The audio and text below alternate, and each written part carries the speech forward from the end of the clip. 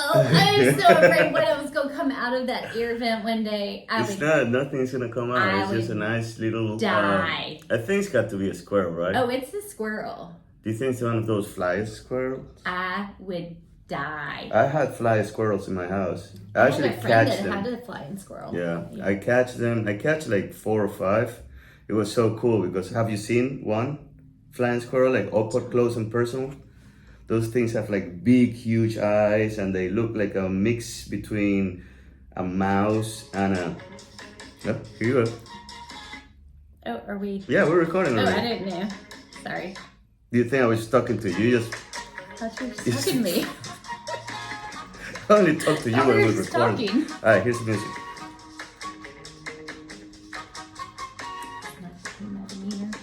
Welcome to episode number 6. Yeah, this episode should have been done last week. Somebody skipped town. Unfortunately, yes, I was out of town. I was in Miami. I still don't know why. I'm telling you why. I had the opportunity to go to the World Baseball Classic. Oh, cool. The second semifinal and the final of the championship game. I'm pretty sure you didn't watch those games. No, I did not. They were awesome. Unfortunately, United States didn't win, but they made it all the way to the final, and they lost against a Japan team that was unbelievable. I mean, I don't know why we've been having a lot of Japan vibes. We have been lately, yes. You know. But and actually, both games I watched Japan win both games because the first semifinal was against Mexico. Mm-hmm. They walk off that game. Walk off meaning scoring runs at the bottom of the 9th inning and finishing that game.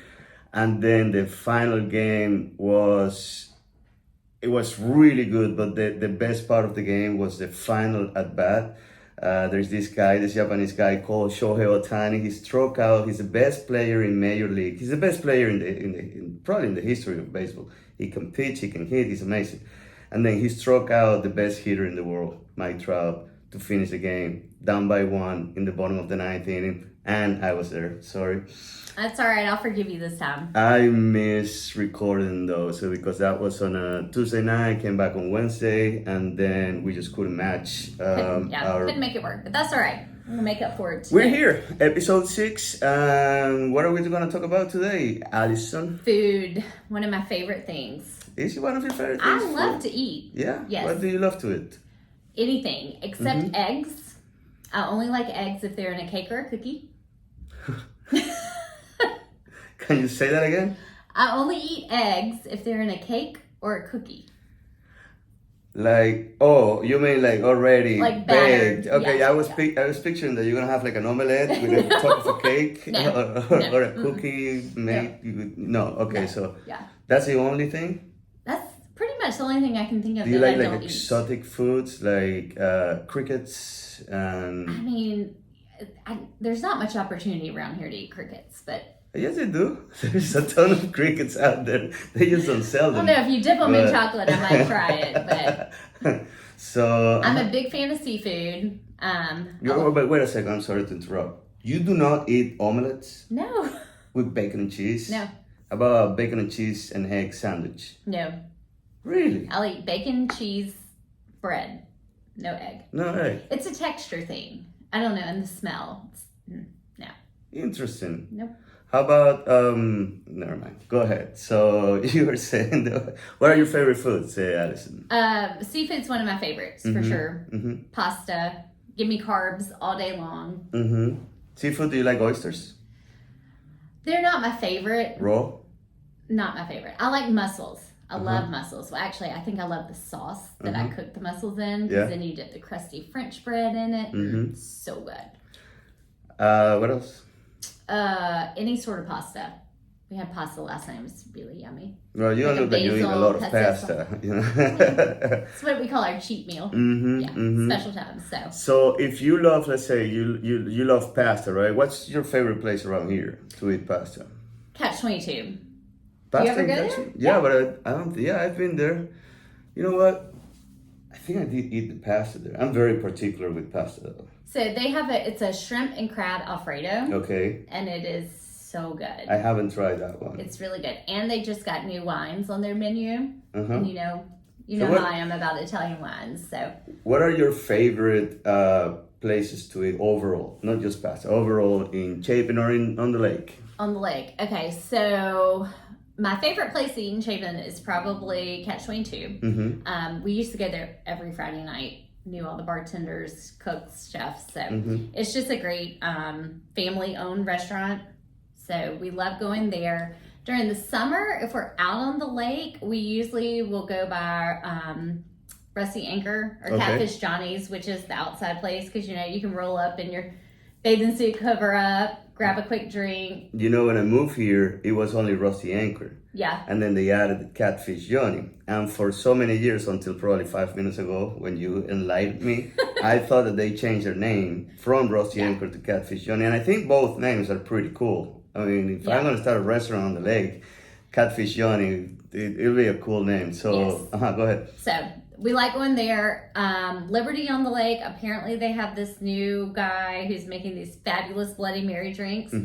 Bloody Marys are not really my favorite. I'd rather have a mimosa. Are those the Bloody Marys that they put all the stuff on the top? Yes, it's like a tower of food on top of it. There? You know, I like Bloody Marys, but I like the garnish on the side. I know you can put on the side and it's all the presentation. It's all about the presentation. You know, some people put it in there though.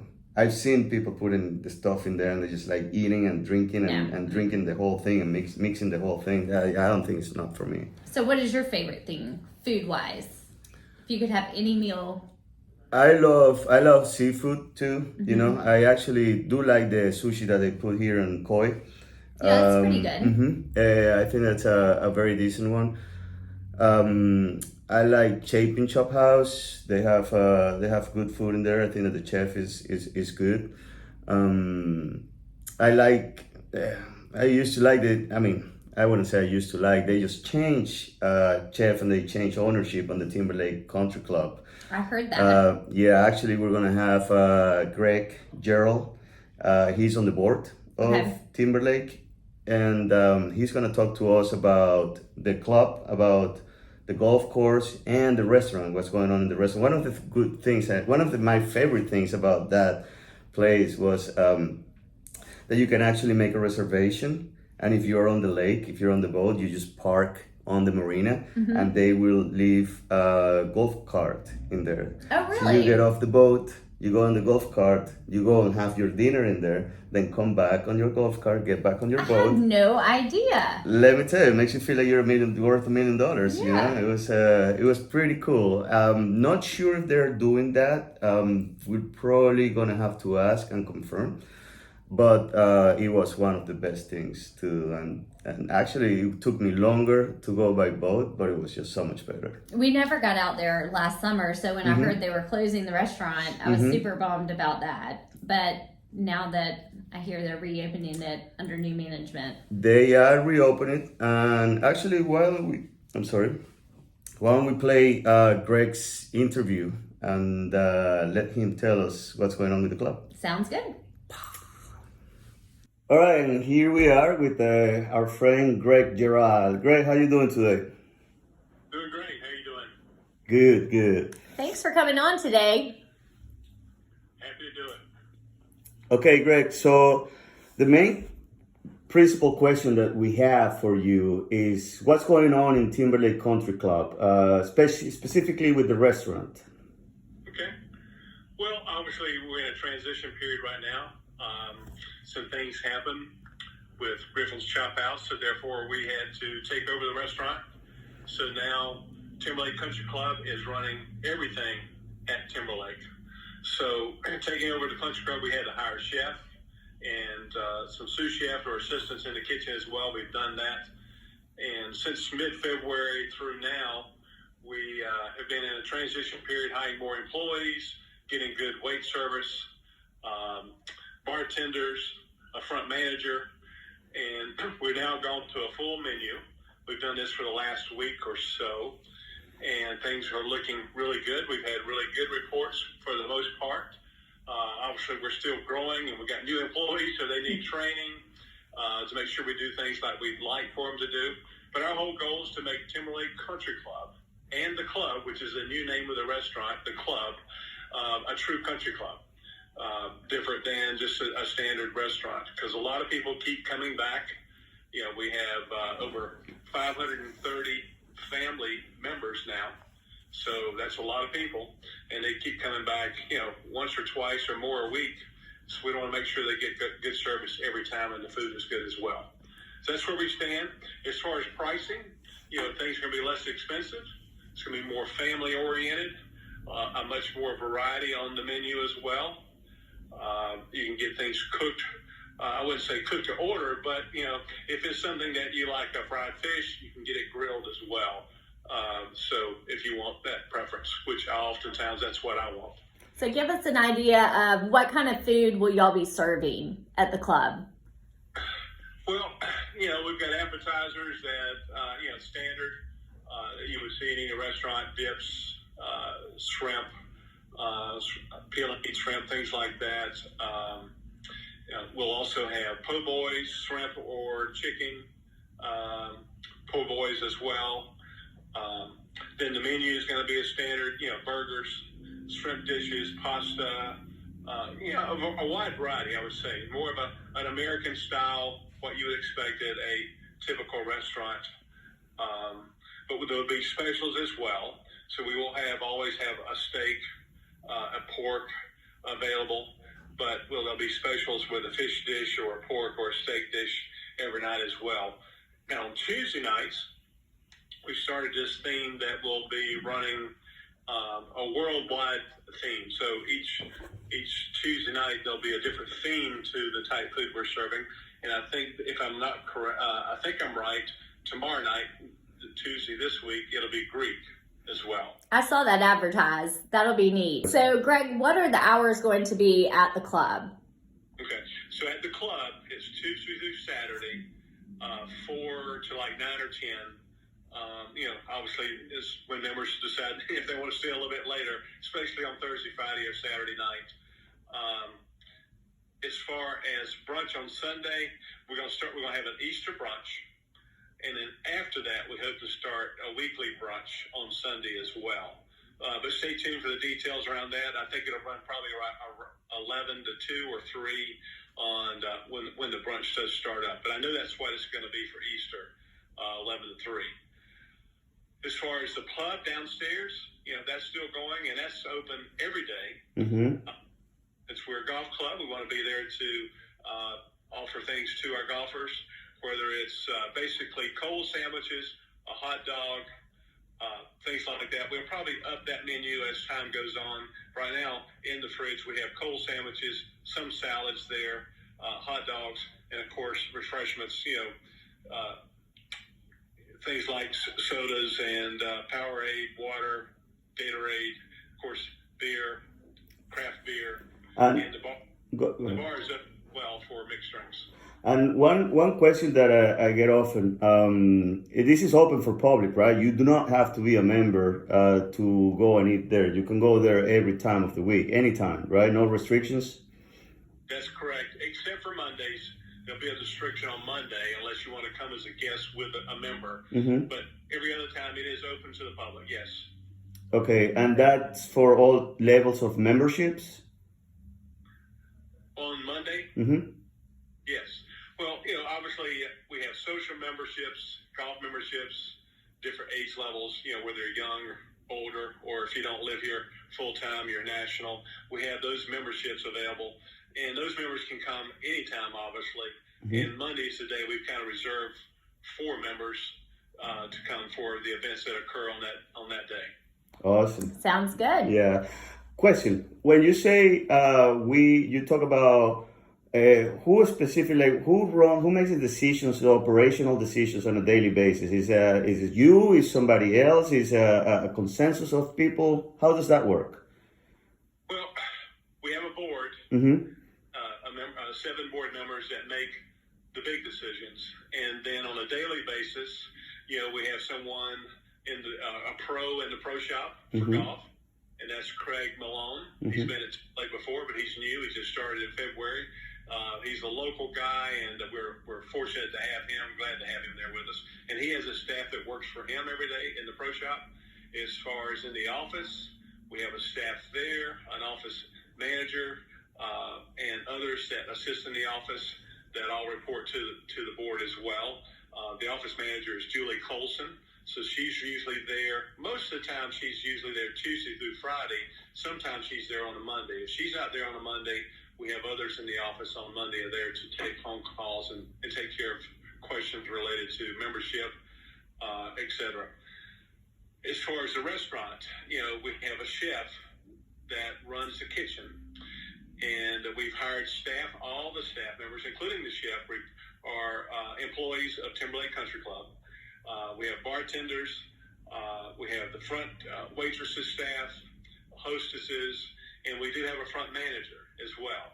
All of those report back to the board and to the membership overall. But in terms of, we have different people on the board that are responsible for coordinating with each area. Someone for the pro shop, someone from administration for the office, someone who's working with the kitchen staff or in the restaurant as well. So that's kind of how we sort that out. Over time, that may change. We may end up with perhaps a general manager sometime in the future that will run things more, and they'll still report to a board, but their responsibility would be to run things overall. But we're not there yet. We're still in that transition period. So ultimately, all decisions are managed by the board. Because at this time, the board operates on a voluntary basis, correct? Yes, always voluntary basis. It's a members club, and anyone that wants to serve on the board as a member can do that. There's rotations off every year, and so once someone wants to get into leadership and help us improve the club in any way, there's opportunities for that for any member. Awesome. All right, great. Can you give us a little update on the golf course itself, condition? I was out there probably about a month ago playing, and other than being a bit boggy from all the rain we had, it was looking good. Yes, obviously February was a phenomenal month for us in terms of weather. Yeah. A very month, so the grass started turning green early. But the golf course is in great shape considering this time of the year. Rain obviously makes things a little bit more messy because like we just had over the last couple of days. But as far as the back nine, the greens look phenomenal. The putting green looks phenomenal. That's our new grass called Tiff Eagle. The front nine looks really good as well, but it's the old grass.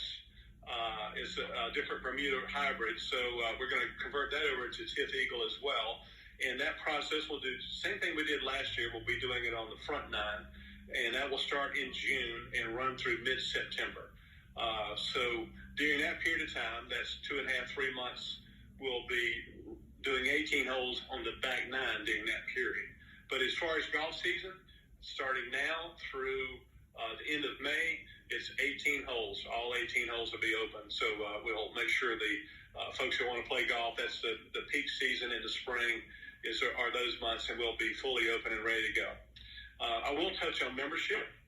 Like I said, we do have golf memberships, social memberships, but all new members now are equity members. So if you come to Timberlake, you become an equity member, which means you're a part owner of the course.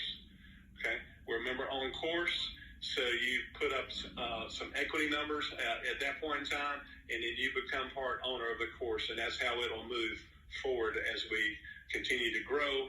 And we're getting very close to making membership still there, but it'll be more difficult because we're going to have to slow down the growth in terms of total members. Well, that sounds like a pretty good news. At this point, just like the restaurant, the golf club, the golf course is also open to the public, right? No restrictions? No restrictions at this point in time in terms of golf. It's wide open overall. Members do have their tee times, so we certainly adhere to those, making sure. But when the open tee times are available, yes, outside play is still available. Restaurant, we're fully open to non-members as well, except for Mondays, as I said. So you said there's a golf membership, social membership. Are there any other options for membership? Well, in terms of golf, it's an equity membership. Social is a social equity membership. Of course, there's equity money tied to that. In terms of age level, we do have a young golfer membership. So that anybody that's 40 or younger, it's just missed the cutoff. They pay a lower monthly dues. And then we have a national membership, again, equity as well. If you live more than 100 miles away and you want to be a member of Timberlake, we have a national membership as well for those folks that maybe come here part-time and then go back to their home in the Northeast or Midwest. We even have some members that are out in California. And the whole goal there is if you decide you want to move to Timberlake or in the area and you're waiting to build a house, we will allow you to be a national member until you get here, and then that'll be converted over to full golf. That's awesome. Yeah. That's awesome. Thank you so much, Greg. I will encourage everybody that is listening to and has any questions or any doubts, just to come over to the club. It's open. The restaurant is open. Yep. The golf course is open and is fully running, and it's actually a very nice place to enjoy family time or time with friends, even with clients. Yes, I've been there a couple of absolutely. times with clients, showed them the beautiful facilities that we have over there. Thank you so much, Greg. Thank you. We Thank you. appreciate it. Glad to be on. Awesome, and that behind you, that's right? That's a classic cruet. I'm standing in the classic Cruet in Chapin. A classic cruet in Chapin. We'll have to come visit you there too. Yeah, we'll have you again to talk about your store in Absolutely. the next time. Okay, thank you. Have a good one, Thank Greg. you. Thank you so much. What do you think? So I'm excited to try it. I Yeah. really like the idea of Tuesdays having, what do they call it, like around the world. So Yeah. it's going to be a dish Yeah. from a different place. So that'll be neat That'll to be try. neat. Yep. Because I love going to restaurants when they have, specials and different things that I wouldn't ordinarily try out. You know which place I really like too? Where? The Tipsy Toe has good food too. I mean, it's bar food. It's not Yeah. nothing gourmet. But I like, one of my favorite ones in there is the buffalo chicken wrap. Okay. Yeah, it's crispy and it's spicy, and I don't know. It's very, like I said, I'm very picky with a restaurant because, believe it or not, I cook, and I'm actually pretty good at cooking. So I don't really enjoy, or not. I wouldn't say enjoy. Like, it's just, if I'm gonna go out and pay for food, it's got to be better. It's got to be good. Yeah, or something that I don't know how to cook. And So- I don't want to sound arrogant. No, I'm the same way. Because Yeah. I feel like I'm a foodie. If I'm going out to eat, I'm going to pay for food, Mm-hmm. especially as expensive as it is now. I want it to be something that I wouldn't normally cook for myself. Okay. But I have a funny story about Tipsy Toad. Oh, tell me. So I had a client a I year bet ago. a lot of people have some funny stuff. Well, Tipsy this is Toad. really funny because I have a client that it was, like an internet lead, somebody I did not know from Okay. Adam, who called, wanted to see a house, and they were from up north. And I said, well, how did you find the Chapin area? And he said, well, actually, I love going to bars. And I saw that there's a bar called the Tipsy Toad, and I just thought it was the funniest thing ever. So as we were passing through, I told my wife we were going to stop at the Tipsy Toad. We fell in love with the town of Chapin, and that's how they ended up finding Chapin and moving here. Was from the name the Tipsy Toad. I wanna make a survey about how many people that are actually moving to here from Ohio move here because of the Tipsy Toad. Yeah. Let me tell you, you go to that bar and there is a ton of people. Half of it came from Ohio, From for Ohio. some reason. So we have people coming here for all kinds of reasons. Mm-hmm.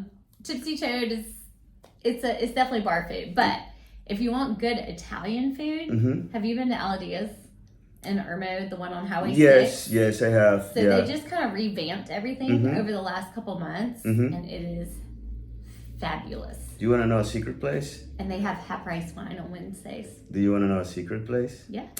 It's not secret, but a lot of people don't know about it. There is a cafe on the... What? A cafe? Cafe. Cafe? Uh-huh. Say it again? Cafe. Cafe. Uh-huh. Yeah, on the... what's it called? Antique shop? Oh, the Little Mountain Antique. Little Mountain Yes. Antique shop. Have you been in there? I have. Have you eaten in there? I like their Southern PB&J. I was gonna say, they're gonna talk Yes. about that. The Yeah. one with You have to tell them what it is.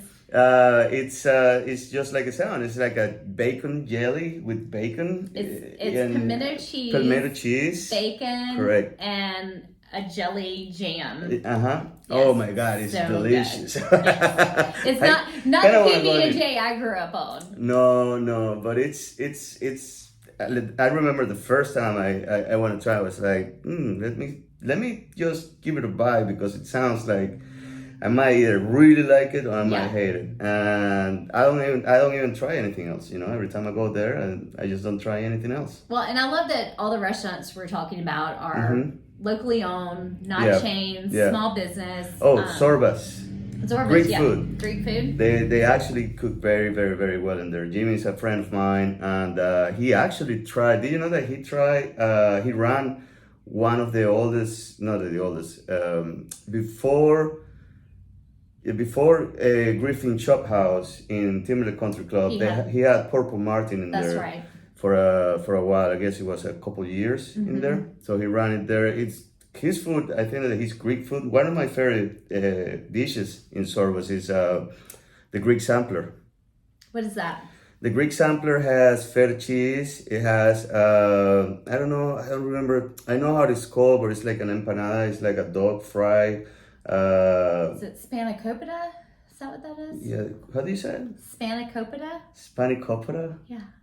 Does it have like spinach on the inside of it? Yeah. Yeah. How do you say it? Spanakopita? Spanakopita. Maybe I'm not saying that right. I don't know. That's how I've always pronounced it. But I'm not Greek. Spanakopita. Spanakopita. Spanakopita. Spanakopita. And they have the olive leaves, like the cigars. Oh, yeah. How do you call that one? I don't know.